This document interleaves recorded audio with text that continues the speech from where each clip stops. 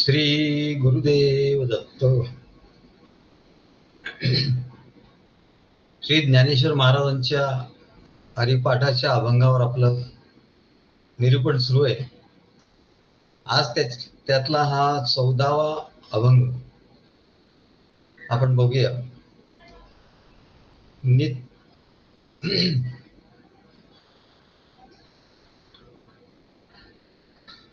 नित्य सत्य मित हरिपाठ जासी, नित्य सत्यमित हरिपाठ जासी, कळी काळ त्यासी नातळती, कळी काळ त्यासी नातळती, रामकृष्णी वाचा अनंतराशी तप, रामकृष्णी वाचा अनंतराशी तप, पापांचे कळप पळती पुढे, पापांचे कळप पळती पुढे, हरी हरी हरी मंत्र हा शिवाचा, हरी हरी हरी मंत्र हा शिवाचा, म्हणती जेवाच्यात या मोक्ष, म्हणती जेवाच्यात या मोक्ष, ज्ञानदेवा पाठ नारायण नाम, ज्ञानदेवा पाठ नारायण नाम, पाविजे उत्तम निज स्थान, पाविजे उत्तम निज स्थान, नित्य सत्य मित हरिपाठ जासी, कळी काळ त्यासी नातळती. नित्य सत्य आणि मित असे 3 शब्द आहेत. किंवा नित्य नेम, नित्य म्हणजे नित्य नेमाने, कुठली गोष्ट नित्य नेमाने झाली पाहिजे, नित्य नेमाने घडली पाहिजे. थोडं तरी, मित म्हणजे थोडं, कमीत कमी. आपण म्हणतो कमीत कमी एवढं तरी तू कर, पण म्हणजे त्याच्यापेक्षा जास्त करू नको असं नाही होणार. पण कमीत कमी जेव्हा तू काहीतरी हे ठेवशील तेव्हा म्हणाले त्याच्यापेक्षा जास्तही तुझं होऊ शकेल. परंतु रोज कमीत कमी काहीतरी जप तू करायचं असं ठरव, आणि नित्य नेमाने आज केलं, उद्या केलं, परवा नाही केलं, आणखी 2 दिवसांनी खूप केलं, मग पुढचा आठवडाभर केलं नाही, असं नाही म्हणत. याला नित्यनेम असं नाही म्हणत. कारण या नित्य सत्य मित हे जे शब्द जरी आपल्याला साधे वाटले असते, अगदी साधे शब्द आहे म्हणजे, पण त्याच्यामध्ये एवढी शक्ती आहे. कारण ते अनुभवांनी ते शब्द लिहिलेले आहेत. ज्ञानेश्वर महाराजांनी अनुभवानी शब्द लिहिलेले आहेत आणि त्याच्यावर अनुभवानी अनेकांनी अनुभव तसा घेतलेला आहे. आमच्या महाराजांनी अनुभवानी त्याच्यावर लिहिलेलं आहे. तेव्हा म्हणले हे 3 शब्द जरी असे सोपे वाटत असले तरी तेवढे ते सोपे नाही होणार. सुरुवातीला एकदम सोपं सांगतात, परंतु सोपं सांगितल्यामुळे लोकांना काय वाटतं की ते फारच सोपं आहे, याच्यात काय आहे, त्याचं महात्म्य कळत नाही. सोपं केलं तर महात्म्य कळत नाही, कठीण केलं तर काहीच कळत नाही. कठीण कठीण काही ज्ञान सांगितलं तर काहीच कळत नाही, सोपं सांगितलं तर त्यामुळे हे काय बाळबोध आहे. महाराजांनी असं एका मासिकात आमच्या महाराजांचे नेहमी लेख यायचे, तर एकाने त्याच्यावर लिहिलं होतं की फार बाळबोध आहे. बाळबोध म्हणजे महाराज मुद्दाम तो अत्यंत सोप्या भाषेत ते लिहिलेलं सगळ्यांना समजावं. तर कोणीतरी विद्वान म्हणाले की तो फार बाळबोध आहे. तर मग महाराजांनी दुसऱ्या लेखात दिलं की आम्ही असं लिहितो की बाळांनाही बोध झाला पाहिजे. म्हणजे कोणी असलं तरी म्हणले ते बाळच आहे आणि त्या बाळांना बोध झाला पाहिजे. बाळबोध म्हणजे बाळांना बोध होण्यासाठी. तर म्हणले तूही असं स्वतःला मोठं समजू नको, तूही बाळकच आहे, आपल्या स्वतःला बालकच समजावं म्हणा. तेव्हा म्हणाले सत्य सत्य नित मित, नित्य सत्य मित हरिपाठ जास. नित्य, सत्य, मित हे शब्द एवढे सोपे वाटतात, पण त्याचा अर्थ एवढा गहन आहे कारण त्यांचा अनुभव गहन आहे. शब्द सोपे आहे, परंतु त्याचा अनुभव गहन आहे आणि अनुभव घेऊन ते लिहिलेले आहे. तेव्हा म्हणले त्या शब्दाप्रमाणे त्याचा अनुभवाचा मागोवा घेत घेत आपल्याला जायचं असतं. संतांच्या संगतीने त्यांच्या अनुभवाचा मागोवा घेत घेत, त्यांच्या शब्दांचा मागोवा घेत घेत आपल्याला जायचं असतं. तर त्याचा अनुभव, त्याचा अर्थ व्यवस्थित समजून घेतला पाहिजे, नाही तर घोटाळा होईल. म्हटलं हे काय सोपं आहे. सत्य, नित्य, मित. सत्य म्हणजे काय? हरिनाम सत्यच आहे. मित म्हणजे थोडस करायचं, आणि नित्य, नित्य करायचं. अरे एवढाच त्याचा अर्थ नाही होणार. नित्य, सत्य, मित, हरिपाठ यासी. पण त्याचं महात्म्य काय? कळी काळ त्यासी नातळती. अरे कळी काळाची सुद्धा हिंमत होणार नाही म्हणजे असं. एवढं त्याचं महात्म्य आहे. तुला जरी सोपं बाळबोध वाटत असेल तर तेवढं हे नाही, म्हणजे त्याची शक्ती केवढी तरी. नित्य म्हणजे, म्हणून जो मंत्र सद्गुरूंनी दिलेला आहे त्याचं नित्य, आपण नित्य नियमाने त्या मंत्राचा जप आपण केला पाहिजे. काल केला, आज नाही केला, उद्या केला, परवा नाही केला, तर तसं नाही जमणार. नित्य करायला पाहिजे. नित्य नियमाने त्या वेळेला तिथे बसून, काही काही वेळेला वेळ सुद्धा ठरवलेली असते की या वेळेला बसायचं आणि नित्य बसायचं, या वेळेला बसायचं, या जागी बसायचं. आसन, त्याची जागा, त्याची वेळ आणि नित्य, असं त्याला नित्य असं म्हणतात. त्यावेळी, त्या जागी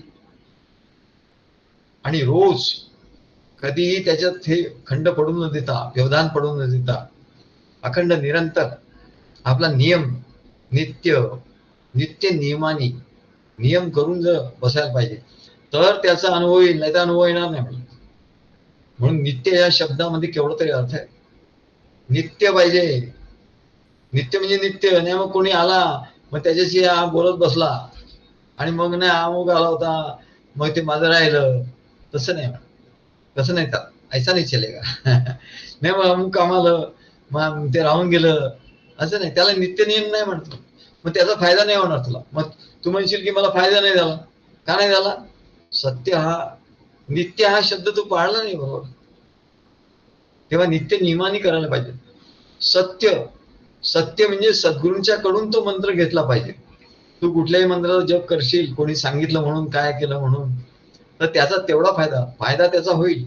त्याचा फायदा काय होईल की तुला सद्गुरूंचं भेटण्याची तुला तळमळ लागेल आणि सद्गुरू तुला भेटतील, तेव्हा त्याही मंत्राचा तुला हे होईल, फायदा होईल. पण सद्गुरू भेटल्याशिवाय, त्याने तो मंत्र सांगितल्याशिवाय त्याची जी शक्ती आहे ती वेगळीच आहे. त्याच्याशिवाय तुझा मार्ग पूर्ण होणार नाही, तुला अनुभव येणार नाही. आणि म्हणून सत्य, आणि त्या मंत्रावर श्रद्धा किंवा सत्य आहे. लोक म्हणतात, मंत्र आपला म्हणत असतात, पण श्रद्धा नसते म्हणत. म्हणून सत्य हा मंत्र सत्य आहे आणि याच्यात पुष्कळ शक्ती आहे, आणि त्या शक्ती आहे असं म्हणून, असा श्रद्धा ठेवून तो नित्य, सत्य आणि मित. मित म्हणजे काय? अमित म्हणजे काय? अमित म्हणजे ज्याला काही संख्याच नाही. जिथे संख्या संपली, जिथे मोजमाप संपलं, जिथे गणती संपली, त्याला अमित असं म्हणतात. पण हा जो जप आहे म्हणजे याला मित. मित म्हणजे कमीत कमी. कमीत कमीत या शब्दातही मित आहेच. आपण म्हणतो ना कमीत कमी, कमीत कमी म्हणजे कमीत म्हणजे मित आहेच. तेव्हा नित्य, सत्य, मित. मित म्हणजे कमीत कमी तू किती करायचा आहे एवढा. म्हणजे आपणच ठरवायचं की, किंवा सद्गुरू सांगतात अरे तुला वेळ नाही तर निदान तू 1 माळ कर, किंवा मग 2 माळा कर, किंवा 3 माळा कर, किंवा तुला जास्त वेळ तर 4 माळा कर. असा असा तो तुला जेवढा वेळ असेल त्याप्रमाणे तू कमीत कमी, पण तेवढा तो केलाच पाहिजे. नाहीतर 3 माळा तू ठरवल्या आणि आज 1च माळ केली, उद्या 4 माळा केल्या, परवा 10 माळा केल्या, असं नाही चालत. ऐसा नाही चलता. मित म्हणजे त्यांची संख्या बरोबर, तेवढ्या संख्येचा रोज झालाच पाहिजे. मग तुला जेवढा झेपेल तेवढा तू कर, 1च माळ कर, पण ती रोज बरोबर नियमाने.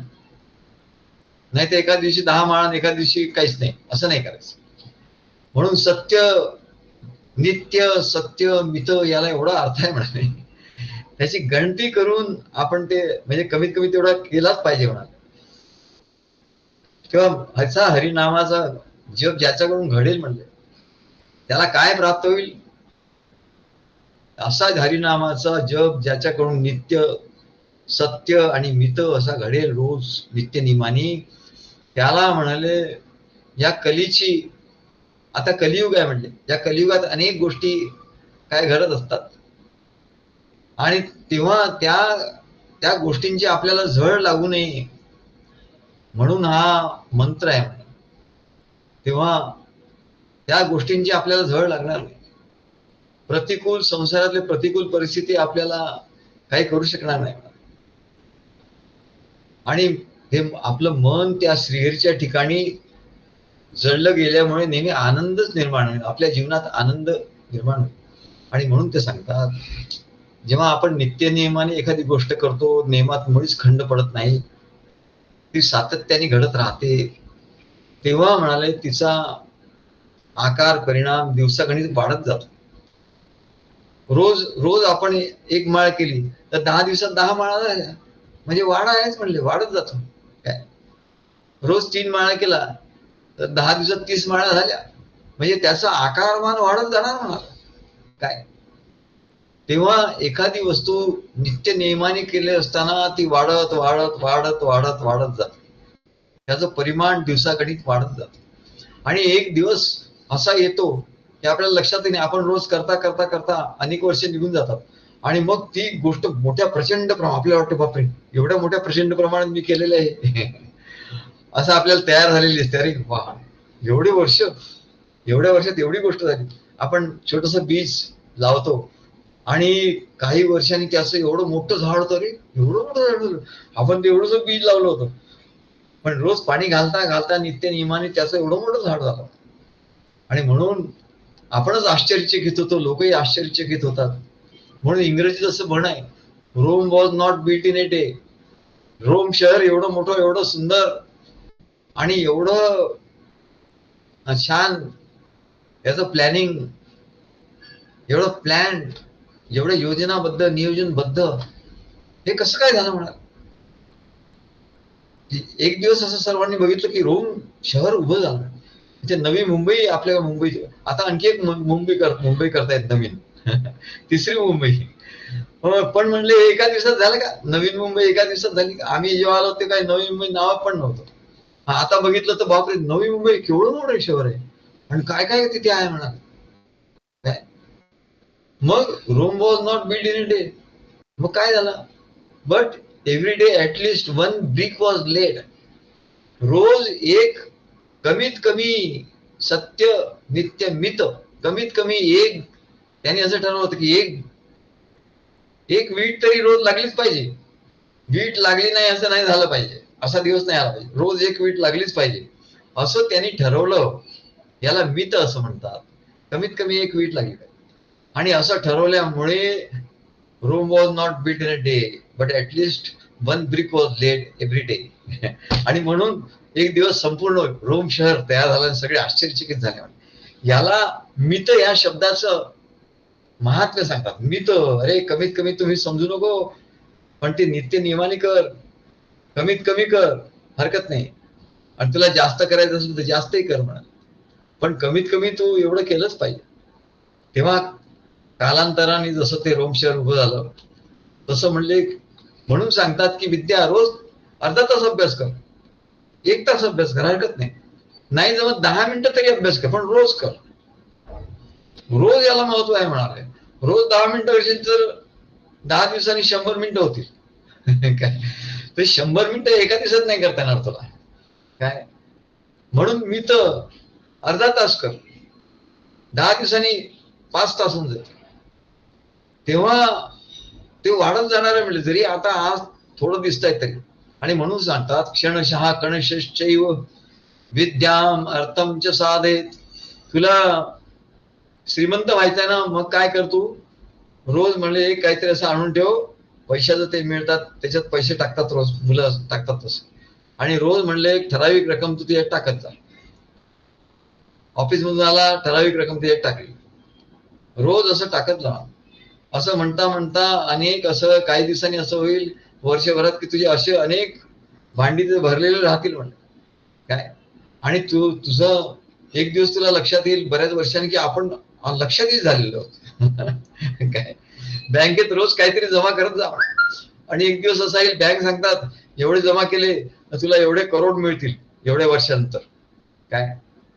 म्हणले हे कसं आहे तर रोज थोडं थोडं रोज थोडं थोडं करता करता विद्या आणि अर्थ म्हणजे पैसा आणि विद्या हे रोज करता करता वाढतं. एकदमही नाही वाढणार म्हणलं, एकदम तू म्हणशील तर नाही, मग ते सट्टा लॉटरी एकदम वाढेल एकदम निघून जाईल असं आहे म्हणाल. जे एकदम वाढतं ना ते एकदम निघून जातं, जे हळूहळू वाढतं ते असं साठून राहतं म्हणा. तर विद्या आणि पैसा हे हळूहळू आपल्याला जमा करायचं असतं. विद्यामर्थमच साधे क्षणशः, क्षणाक्षणाने विद्या आपल्याला प्राप्त करून घ्यायची असते आणि कणाकणाने धनाचा संचय करायचा असतो. क्षण त्यागे कुतो विद्या, कण त्यागे कुतो धन. क्षणाचा त्याग केला, त्या क्षणाचा बरोबर उपयोग केला नाही तर विद्या मिळणार नाही. आणि कणाचा त्याग केला तर म्हणले तुला अर्थ मिळणार नाही. कण त्यागे कुतो धनम. बघायला असं दिसतं की आज आपण थोडाच वेळ अभ्यास केला, एकच ग्रंथाचं एकच पान वाचलं, अरे रोज ग्रंथ वाचतो नाही हो, ग्रंथ वाचतो नाही, एवढे मोठे मोठे ग्रंथ असतात. काय नाही म्हणलं आजपासून सुरुवात कर, एक दिवस अर्ध पान वाच. अर्ध पान वाच म्हटलं तर तुझं एक पान वाचून होईल. काही काही लोक सांगतात की आम्ही एकच पान वाचायला म्हणतो आणि 3-3, 4-4 पानं वाचून होतात. मग ते ठीक आहे पण निदान एक पान तरी कमीत कमी. मित ह्या शब्दाचा बघा एवढं सोपे सोपे शब्द आहे पण म्हणले साध्या ही विषयात आशय कधी मोठा किती आढळे. आम्हाला फार छान कविता असायच्या आणि आम्हाला पाठ असायचे शाळेमध्ये कविता, म्हणून आमचं ते कविताचं हे व्हायचं स्पर्धा, तेव्हा आम्ही त्याचे कॅप्टन असतो, आम्हाला सांगायचं तुम्ही म्हणा, कारण आम्हाला सगळ्या कविता पाठ काय. आणि काय काय वेळा तर पाठ नसेल ना कविता तर मग आम्ही तिथे 4 ओळी तयारच करून टाकायचं, 4 ओळी तयार करून टाकायचं तिथल्या तिथे. हा म्हणजे तुम्ही ढ मुद्दाम ढ या अक्षराची कविता द्यायची. मला माहिती होतं हा ढ देणार, आता मी त्याचे 4 ओळी लिहून तयार तिथल्या तिथे ते थोडासा वेळ देतात विचार करायला, तेवढ्यात आपले 4 ओळी होऊन जातात. तर म्हणले असं साध्याही विषयात आशय कधी मोठा किती आढळे. अरे साधा साधा विषय जरी म्हटला तरी त्याच्यात आशय खूप मोठा असतो. साध्या गोष्टीवर जाऊ नको म्हणले. नित्याच्या अवलोकने जनपरी होती किती आंधळे. रोजच झालं त्याच्यामुळे लोक आंधळे होतात, त्यांना त्याच्यात काही विशेष वाटत नाही. हा रोज चालू आहे काय. होती किती आंधळे म्हणले नित्याचं अवलोकन, नित्यच ते बघतात म्हणून त्यांना त्याच्यातलं काही वाटत नाही. पण साध्या विषयात किती मोठा आशय असतो. आता गुरुवारी आपण इथे जमतो त्यात किती आशय आहे साधे असं म्हटलं तर साधं गद्दर गुरुवारी शुक्रवारी काय, पण त्याच्यात किती आशय आहे, केवढा मोठा आशय प्रगट होतो म्हणा. तेव्हा ते सांगतात असं तुम्ही समजू नका, नित्य सत्य मित. आणि सत्य आहे म्हणाले, सत्याचा केवढा शक्ती केवढी आहे. सत्यमेव जयते असं म्हणतात. आणि म्हणून सद्गुरूंच्या कडून जेव्हा ते येतं तेव्हा त्याला सत्य असं म्हणतात, कारण त्याचं नावच सद्गुरू आहे काय. तिथे सगळं सतच आहे म्हणाले, सच्चाच खेळ आहे. तेव्हा बघायला असं वाटतं की आपण या पुस्तकाचं एकच पान, ग्रंथाचं एकच पान वाचलं, पण 365 दिवसात 365 पानं वाचून होतात, नुसतं एक वाचलं तरी. पण काही दिवसात 3ही होतील, काही दिवसात 4ही होतील. तेव्हा म्हणाले 6 महिन्यातच तो ग्रंथ वाचून पूर्ण होईल. 20 वर्षात 20, 22, 25 ग्रंथांचा अभ्यास होऊन जाईल. तेव्हा हरिपाठाच्या अभंगावर आठवड्यातून एकच हे होतं. पण आता 14 म्हणता 14वा श्लोक हा सुरू झाला म्हणजे 28 श्लोक आहेत ज्ञानेश्वर महाराजांचे. अर्ध्यावर आलो आपण काय. दर शुक्रवारी एकच श्लोक होतो, आठवड्यात एकच श्लोक होतो. अरे अर्ध्यावर आलो आपण आता. आता अर्धे श्लोक राहिले, 14 श्लोक राहिले की ज्ञानेश्वर महाराजांच्या अभंगावर निरूपण पूर्ण होऊन जाईल म्हणाले. काय हे कशामुळे? नित्य सत्य मित हरिपाठ जासी. तेव्हा त्याचं रेकॉर्डिंगही झालं आणि त्याचे व्हिडिओही तयार झाले. आमचे महाराज सांगायचे, अरे तुला माहिती आहे, ते सहज सहज गोष्टी सांगायचे. त्यावेळेला कॉर्पोरेशनचे नळ होते. महाराजांच्या तिथे खाली एक कॉर्पोरेशनचा नळ होता, तिथे त्याच्या खाली एक असा मोठा दगड होता. आम्ही बसलो असतो तेव्हा महाराज आम्हाला सांगायचे, साध्या साध्या गोष्टी सांगायचे काय. पण साध्या गोष्टी विषयामध्ये एवढं ज्ञान. लोकांना असं वाटतं मोठमोठे शब्द वापरले म्हणजे ज्ञान होईल, असं नाही म्हणलं. अनुभवाचं ज्ञान हे साधं सोपं करून सांगतात सगळं. तर ते नळ आम्ही तिथे पाय धुवायचं आणि मग वरती जायचं. त्या नळावर फुटपाथलाच तो नळ लावलेला होता तिथे म्युन्सिपाल्टीचा. तर महाराज म्हणले, बघ तो नळ जेव्हा बंद असतो ना, तरी त्याच्यातून पाणी थेंब थेंब थेंब थेंब पाणी येत असतं म्हणलं. आणि तिथे जो दगड आहे त्याच्या खाली, त्या दगडावर तू जर बघशील तर म्हणले त्याला असं एक हे छिद्र पडलेलं आहे म्हणा. असं छोटंच छिद्र आहे पण ते खूप सखोल असं छिद्र पडलेलं आहे. म्हणजे ते कशामुळे झालं? खूप मोठ्या जोराने पाणी आलं म्हणून ते छिद्र झालं का? नाही, जोराने पाणी आलं तर त्या दगडाला काहीच होत नाही म्हणा. किती जोराने पाणी त्या दगडावर टाकलं तर दगडाला काहीच होत नाही बघा. आणि नळ बंद आहे पण त्याच्यातून थेंब थेंब पाणी गळत आहे. काय थेंब थेंब पाणी गळत आहे, पण बरोबर त्या पर्टिक्युलर ठिकाणी गळत आहे. थेंब गळतो, पटकन टपकन आवाज येतो आणि त्या ठिकाणी तिथे बरोबर त्याच ठिकाणी तो थेंब पडतोय. आणि नियमितपणे एक थेंब, दुसरा थेंब, तिसरा थेंब, त्याची वेळ पण ठरलेली आहे. आणि असं पडता पडता पडता पडता म्हणजे त्या ठिकाणी एवढा तो खोल खड्डा झाला. त्या दगडाला केवढा खोल खड्डा झाला बघा. आणि जोरात नळ सोडला तर त्या दगडाला काहीच होणार नाही. किती जोरात तुम्ही सोडा पाणी, दगडाला काय होणार नाही. आणि पाणी येत असतं, लोक पाणी भरत असतात, जोरात पाण्याचा प्रवाह पडत असतो, दगडाला काय होत नाही. पण तो त्या थेंबाचं बघा म्हणले तुम्ही महात्म्य. तो नित्य सत्य आणि मित. मित म्हणजे एक थेंब. काय एका थेंबाची कमाल बघा. थेंब थेंब पडता पडता त्याच्यामुळे तिथे खड्डा पडलाय म्हणाले. आणि मोठं पाण्याचा झोत आला तरी काही होत नाही त्याला. तसंच हे आहे म्हणाले. त्या भक्कम शिळेला छिद्र पडलं ही शक्ती म्हणजे त्या छोट्याशा वाटणाऱ्या गोष्टीमध्ये आहे. म्हणून साधी गोष्ट म्हणजे साधी नाही म्हणाले. ते नित्य नियमाने रोज तेवढ्याच मित जरी त्या कमीत कमी जरी केली तरी ते तिच्यात एवढी शक्ती येते म्हणून. किती अशी खोल खोल सखोल सखोल जाते. तसा हा सद्गुरूंनी दिलेला मंत्र म्हणले त्या मंत्राला लोकांना असं वाटतं, हा करू आता नंतर करू, आम्ही चालता फिरता करतो. अरे असं नाही चालत म्हणले. चालता फिरता करशील तू, असं चालत नाही. तो बसून तेवढा वेळ, जेवढा वेळ तुला आहे जेवढा वेळ ठरवलाय, 10 मिनिटं, 15 मिनिटं, अर्धा तास, 1 तास, 2 तास, पण तेवढा झालाच पाहिजे म्हणाले. नाही तर एक दिवस खूप मोठा करशील तर काय उपयोग होणार नाही. तेव्हा म्हणले एवढी मोठी शक्ती अत्यंत त्या छोट्या वाटणाऱ्या गोष्टीत कशामुळे येते, हा शोधाचा विषय. तर नित्य नियमामुळे, नित्य याला सातत्य असं म्हणतात. आणि दत्तगुरूंनी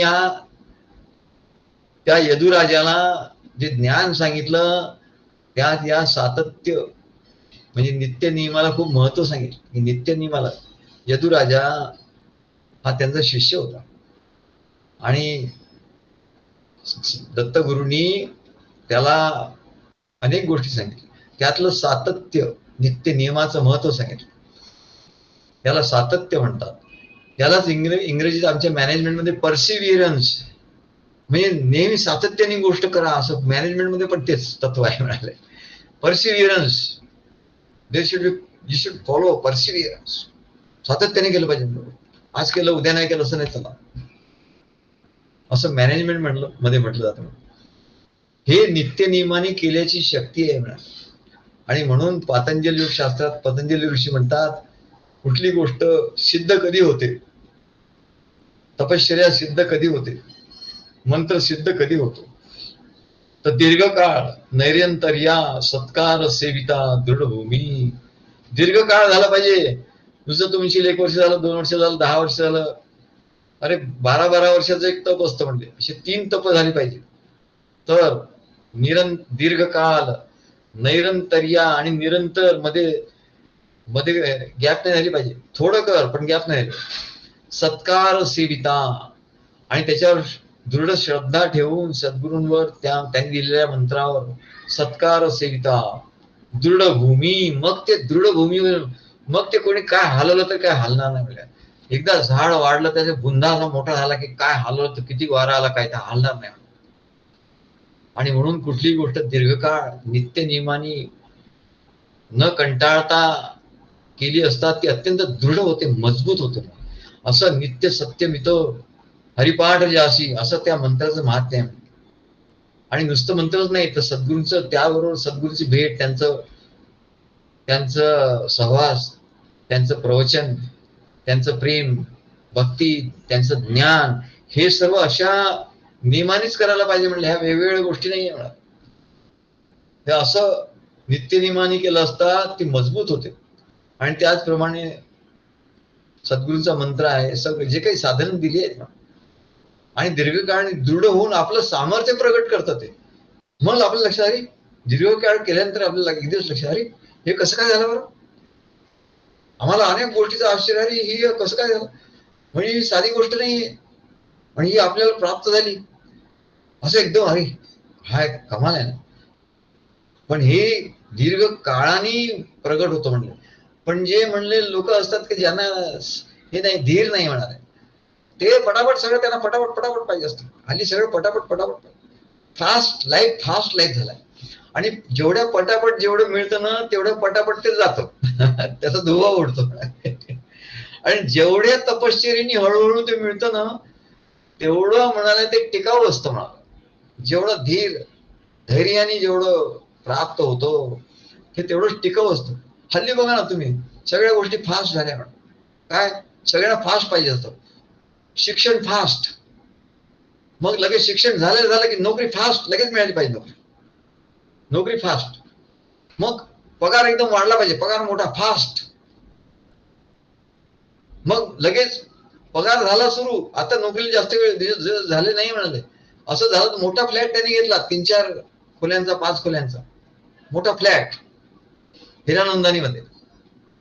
मग 2-2 गाड्या घेतल्या, बायकोसाठी एक, आपल्यासाठी एक, फास्ट. बरं ते काय आपल्या पैशाने घेतलं नाही, त्याचं सगळं हे सगळं लोननीच चाललंय काय. मग लग्न फास्ट, मग पर्यटन, बायकोला घेऊन चालला इकडे तिकडे पर्यटन फास्ट, सगळे एकदम फास्ट, सुख सगळं घेणं फास्ट. मग महाराज आमचे म्हणायचे, अरे याला काय म्हणतात, सुख ओरबाडून घेणं. सुख याला काय म्हणतात, त्यांचा एक शब्द असायचा, सुख ओरबाडून घेणं. अरे हळूहळू तुला मिळणार आहे ना, त्याची हे सगळं तुला मिळणार आहे. आम्ही काय त्याचं मिळू नये असं नाही म्हणत. मग आम्ही एन्जॉय नाही करायचं का, एन्जॉय करायचं, पण एवढं फास्ट एन्जॉय नाही करायचं. फास्ट एन्जॉय नाही करायचं. तेव्हा एवढं सगळं फास्ट चालय. असं फास्ट होता काय होतं की त्या कर्जाचा डोंगरही फास्ट वाढत असतो. एवढा कर्जाचा डोंगर वाढतो की ते आमच्या अश्विनी त्यांच्याकडे असं झालं, तिच्या नवऱ्याला पगार होता 4 लाख रुपये. आणि असं सगळं फास्ट करता 2-2 गाड्या, मोठमोठा हिरणांनी फ्लॅट, हे ते करता आणि सगळं कर्ज. मग असं झालं, एकदा असं झालं की नोकरी सुटल्या बरोबर 4 लाख रुपये आणि हप्ते तर तसेच होते. तेव्हा त्याला एवढी काळजी वाटली, ते आमच्याकडे आले. म्हटलं माझा बिझनेस तर छोटा आहे, पण मी तुम्हाला मदत करीन, तुम्हाला ज्ञान चांगलं आहे, तुम्ही असं गोष्टी केल्या तर तुम्हाला मिळू शकते. पण ते काय ऐकले नाही. त्यांना फास्ट पाहिजे होतं. मला सांगा, मी आता आहे, मला 4 लाख रुपये पगार आहे, तर निदान मला 3 लाख रुपये तरी मिळाले पाहिजे. म्हटलं एवढे तर मलाही मिळत नाही म्हटलं. काय मी काय तुम्हाला सांगणार. तेव्हा म्हणाले, मग काय झालं तर मग ते गेले बिचारे. आणि मग त्या सगळ्याचा डोंगराचा भार त्या बिचाऱ्या अश्विनीवर सगळं पडला. आणि मग आता भाड्याच्या घरात राहून हे करून सगळं करावं लागतं तिला, केवढे तरी त्याचं हे झालंय. तेव्हा हे कशाचं आहे म्हणाले, फास्ट, सगळं लाईफ फास्ट. आणि मुली विचार करत नाही. मुली म्हणतात चल फास्ट, नवऱ्याला सांगतात चल तुझी गाडी फास्ट कर गाडी घे, ही गाडी जुनी झाली दुसरी घे, हा फ्लॅट 1 रूम किचन आहे 3 रूम किचन घे, ती त्याच्याबरोबर फास्ट असते. आणि त्याच्यामुळे काय होतं, आमच्या अकाउंट्स मध्ये एक नियम आहे, अकाउंटन्सी फायनान्स मध्ये एक नियम आहे, every debit has got equal amount of credit and every credit has got equal amount of debit. तू क्रेडिट वाढवायला गेला, आपलं सुखाचं अमाऊंट वाढवायला गेला की इथं तुझं डेबिट वाढायला लागला म्हणाले. तुझ्या बँकेमध्ये डेबिट डेबिट डेबिट हे मोठं डेबिट भरलं मोठं, आणि मग बँकेची नोटीस येते. असे किती लोक हो आमच्या ओळखीतले अगदी जवळचे, की हिरनंदनीत राहणारे. आणखी दुसरी एक केस, आमची स्टुडंट होती, 4 रूम किचन, मोठा फ्लॅट, एवढा मोठा फ्लॅट, याला डोळे बघितल्यावरच आपले डोळे हे होईल. आणि गॅलरी तरी केवढी मोठी त्यांची, की म्हणजे तिथे तर 2-3 खोल्या होतील, एवढी मोठी बाल्कनी. अरे बाबा बाबा काय हॉल तर एवढा मोठा, आमचं प्रवचन व्हायचं त्या हॉलमध्ये. असं होता होता काय त्यांचा काय बिझनेस नाही चालला. आणि मग म्हणले एक दिवस बँकेची नोटीस त्यांच्या याच्यावर लागली, म्हणा काय करणार. तर म्हणले every day credit has equal amount of debit and every debit has got equal amount of credit. इकडे डेबिट झालं, इकडे क्रेडिट केलं तू काय, इकडे डेबिट झालं काय. आणि म्हणून या संसाराचा हा नियमच आहे. म्हणून फास्ट फास्ट करू नको काय. म्हणून सद्गुरूच्या मार्गात मात्र उलट आहे. इथं दीर्घकाळ सांगितलं, काय दीर्घकाळाने होईल म्हणाल, निश्चित होईल, पण एवढं धीरच नाही म्हणले. धीर धरी हो जागृत गिरधारी. त्या नाटकात एक गाणं होतं, महाराज आम्हाला सांगायचं, अरे हे नाटक बघा, हे श्रीकृष्णाचं नाटक आहे. श्रीकृष्ण काय म्हणतायत म्हणाले, धीर धरी, काय सत्यभामेला सांगतात धीर धर, तिची म्हणले घाई चालले. धीर धरी हो जागृत गिरिधारी. तर म्हणले अशी धीर कोणाला नाही आहे म्हणाले, सगळ्यांचा धीर सुटतो, एकाने केलं की दुसरा त्याच्या मागे पडतो. म्हणून नित्य सत्य मित हरिपाठ जासी.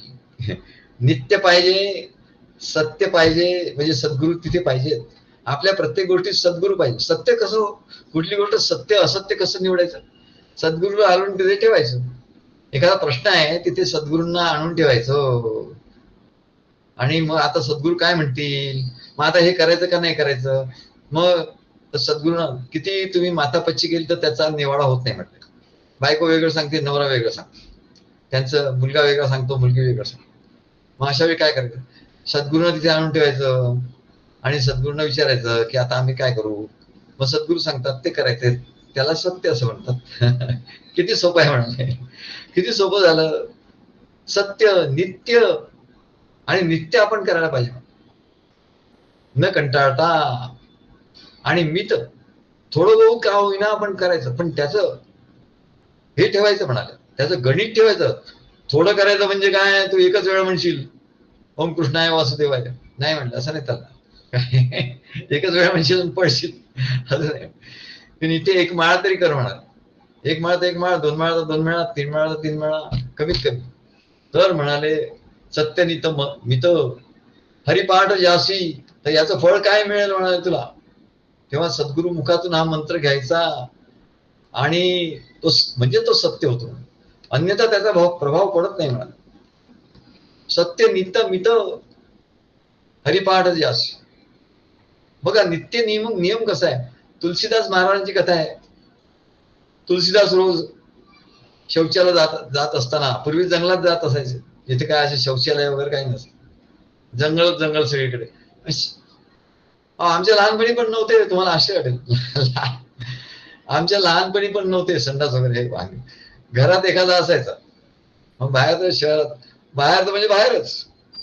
तेव्हा म्हणाल ते एका लोट्यामध्ये पाणी घेऊन जायचं आणि त्या लोट्यामध्ये असं पाणी भरून घ्यायचं आणि घेऊन जायचं. मग शेवटी त्या लोट्यात पाणी उरायचं मग ते उरलेलं पाणी कुठे टाकायचं, तर त्यांची एक जागा ठरलेली.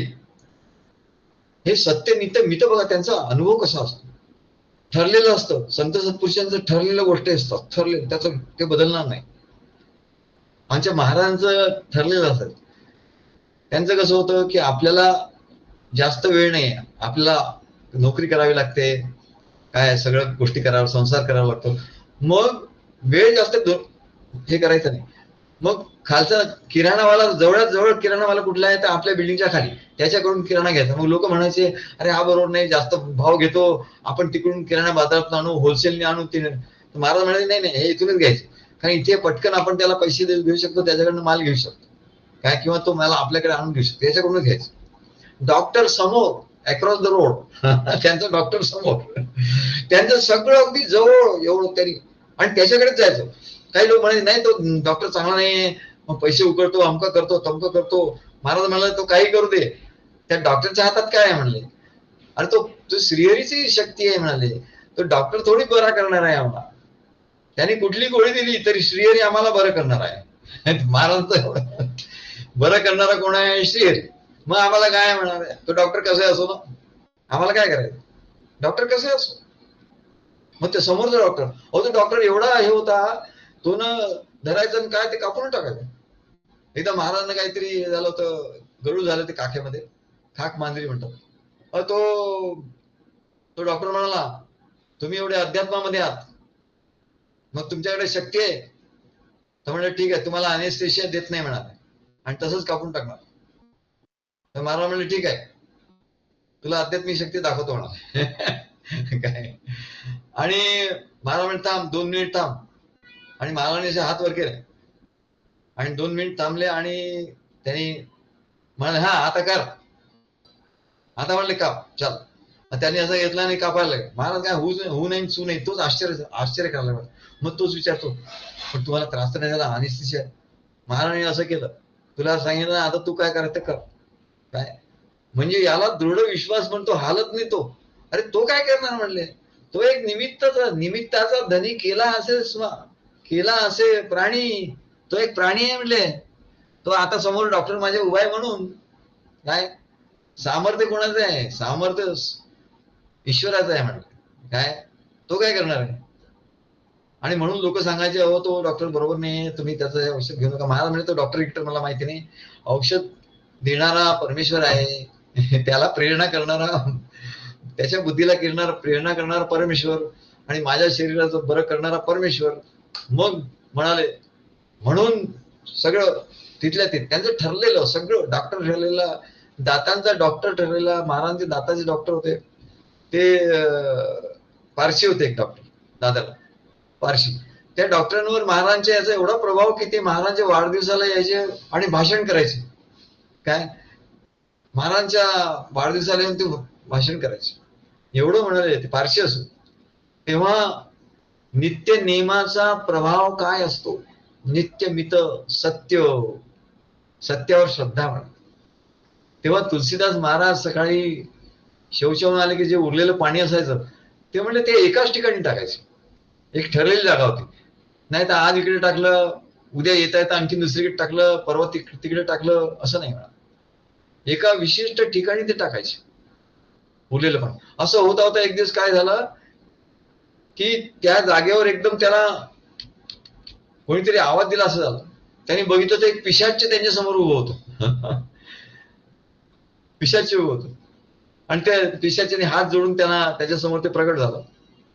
आणि ते म्हणाला, कृतज्ञता भावानी म्हणाला की अहो म्हणले आम्हाला तुमचे आमच्यावर किती उपकार, आम्हाला हे पाणी चालत नाही, चांगलं पाणी, विहिरीचं पाणी, तलावाचं पाणी हे आम्ही पिऊ शकत नाही म्हणाले.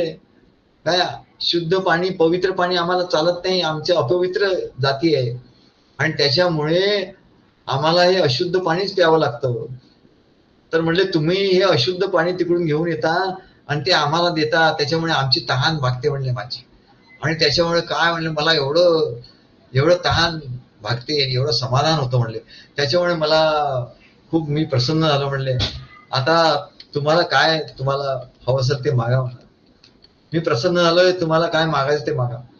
तेव्हा तुलसीदास महाराज म्हणले मी तुला काय मागू. ते तर निष्काम. निष्कामतोची आत्माराम, आत्मारामाचे भक्त ते निष्काम. ते काय मागणार? तर ते म्हणले ठीक आहे, तुला द्यायचं असेल तर एक गोष्ट मला दे म्हणले. मला प्रभू रामाचं दर्शन दे म्हणले. प्रभू रामाचं दर्शन कसं करून घ्यायचं ते मला सांग. मग तो पिशाच म्हणाला, मला या नावानेच भीती वाटते म्हणले. काय या हे नाव जिथे घेतात तिथे मी पळून जातो म्हणाल. तर मी तुम्हाला त्याची काय दर्शन करून देणार? पण म्हणले मी तुमच्या याने प्रसन्न झालोय, तेव्हा मी तुम्हाला एक युक्ती सांगू शकतो की तुमच्या प्रवचनाला अनेक लोक येतात, तर बघा म्हणले तुमच्या प्रवचनाला सर्वात आधी जो कोणी येतो, एक वृद्ध गृहस्थ येतात म्हणजे. तुमच्या प्रवचनाला सगळे लोक येण्याच्या आधी येतात, ते सतरंजा वगैरे टाकतात, त्याच्यावर बसतात, मग सगळे लोक येतात. आणि म्हणले सगळ्या शेवटी ते सगळ्या सतरंजा उचलून ठेवतात आणि मग जातात. ते जे गृहस्थ आहे म्हणाले, ते दुसरे तिसरे कोणी नाहीये, ते तर हनुमानजी आहे, प्रत्यक्ष हनुमान आहेत म्हणाले. तर तुम्ही आता म्हणले जेव्हा प्रवचन होईल, प्रवचन झालं की लक्ष ठेवा, आणि त्यांनी ते सतरंजा उचलल्या की लगेच त्यांचे पाय पकडा म्हणाले, आणि पाय पकडून त्यांना सांगा की रामाचं दर्शन घडून देईपर्यंत तुमचे चरण सोडणार नाही. आणि म्हणाले काय असं म्हटल्यामुळे तुलसीदास महाराज तसंच केलं. बघा हनुमंत सगळ्यात आधी यायचं, सत्य नित मित. काय केलं त्यांनी? सत्य. रघुरामाची कथा जिथे घडते तिथे दास्य, दास्य किती? सतरंजी टाकायची बस. आणि बरोबर आधी यायचं, टाइम ठरलेलं त्यांचा. टाइम यायचा टाइम ठरला, जायचं टाइम ठरलं. नियम सत्य नित आणि मित, म्हणजे सर्व गोष्टी टाइमशीरपणे. नाही तर आले कोणी गप्पा मारत बसले, काय मग तिकडे प्रवचन सद्गुरूंचं घडताय, नाही मग ते मग येऊन बसले, मग त्यांना कसं सांगायचं जायचं नाही म्हणून. आमचे पाद्य ते म्हणतात, ते आधी डिक्लेअर करून टाकतात.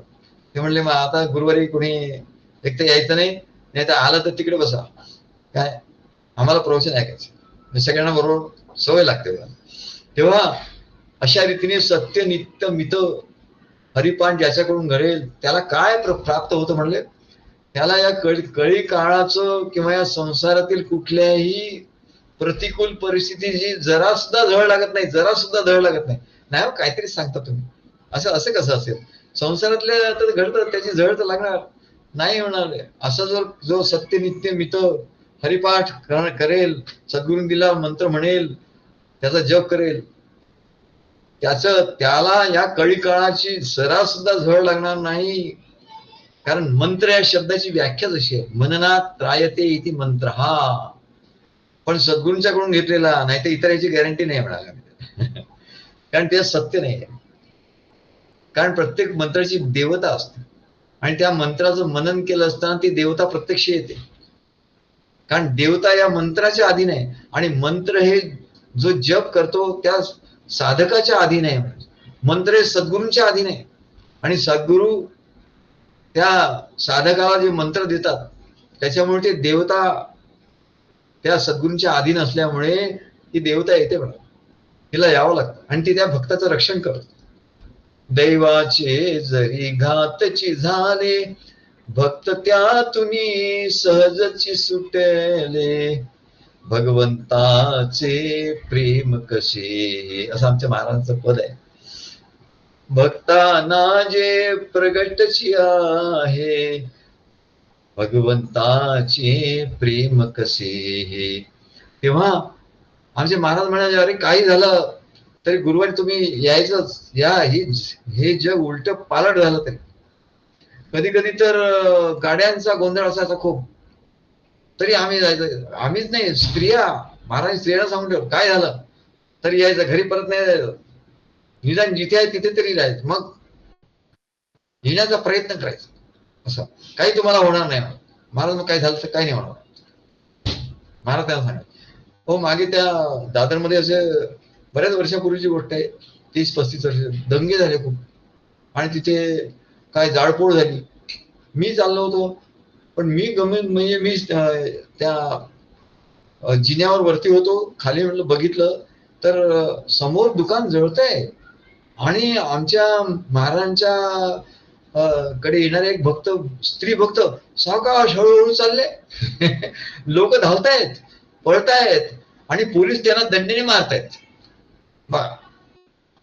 आणि त्या स्त्री भक्त हळूहळू जात आहेत. मी गेलो. महाराज सांगायचे, अरे आपण धावायचं नाही, पळायचं नाही, काय नाही करायचं, आपण आपल्या स्पीडनी जायचं. म्हणाले, आपण आपल्या हळूहळू आपल्या स्पीडनी जायचं. आणि ते धावताना त्यांना म्हणले पोलीस मारतात. आणि आमच्या समोर किती लोकांना पोलीस मारतात. आम्ही चाललो होतो. त्या बाई पुढे गेल्या, आणखी कोणी आल्या, आणखी आमचे गुरुबंधू आले, आम्ही चाललो होतो. मग म्हणले समजा पोलिसांनी विचारलं तर काय करायचं. पोलीस जर आज समोर आला तर त्याला सांगायचं, बाबा आम्ही याच्यातले नाहीये, आम्ही आमच्या सद्गुरूंकडे चाललोय प्रवचन ऐकायला. तो नमस्कार करतो. एका पोलिसांनी मला आज नमस्कार केला एकदा. मी पुढे चाल ना, सद्गुरूंच्याकडे चाललो. नाही नाही नाही, जा जा नमस्कार.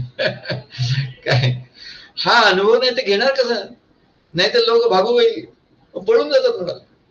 काय पण परमेश्वराचे भक्त असतात त्याच्या ठिकाणी परमेश्वराचं रक्षण आहे म्हणा. काय तेव्हा प्रल्हाद आला म्हणले, प्रल्हादाच्या गोष्टी सांगतात. प्रल्हाद आला तर म्हणले त्या शिखरावरून लोटून गेलं, त्या उकळत्या कढईत टाकलं, त्या अग्नीमध्ये टाकलं, तरी त्याला काही झालं नाही. कारण काय, परी तो निर्भय चित्ती, तो आधी तर निर्भय झाला. वाहे नारायण शिला खोली, नारायण नाम ज्ञानदेवा नेम नारायण नाम. तेव्हा वाहे नारायणाशी लाखोली, तो नारायण नामाचा जप करतोय. अशा आमचे कितीतरी अनुभव आहेत. हा आपला एक अनुभव सांगितला. तेव्हा म्हणले कुठलंही संकट आलं तर आपला नियम सोडायचा नाही म्हणा. तेव्हा ते सांगतात, ज्याचं मन म्हणले हरीच्या ठिकाणी जोडलं गेलं, असं मंत्राचा जप करता करता करता काय होतं म्हणाले, की त्या मंत्रामुळे मनन घडत राहत. नाही तर मनन कसं घडणार. मनन एवढं सोपं नाही म्हणा. आणि मन त्या श्रीहरीच्या ठिकाणी स्थिर व्हायला लागतं. मन स्थिर राहत. मन जडलं म्हणजे काय हो, एक तर प्रेम असतं, प्रेमामुळे जडतं. सद्गुरूंच्या प्रेमामुळे ते मन जडतं.